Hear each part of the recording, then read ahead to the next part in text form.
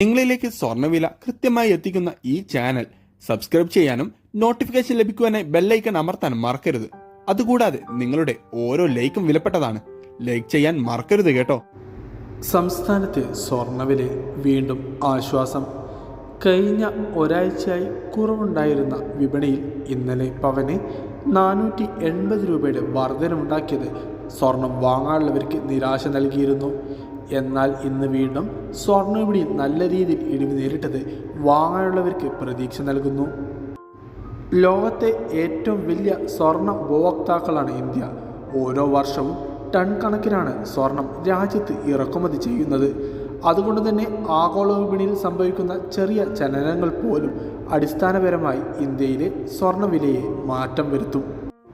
കേരളത്തിൽ നിന്ന് 22 കാരറ്റ് സ്വർണ്ണവിലയിൽ 1 ഗ്രാമിന് 40 രൂപ കുറഞ്ഞ് 9170 രൂപയും 1 പവന് 320 രൂപ കുറഞ്ഞ് 73,360 രൂപയിലുമാണ് വ്യാപാരം പുരോഗമിച്ചുകൊണ്ടിരിക്കുന്നത്. Thanks for watching gold price Kerala today.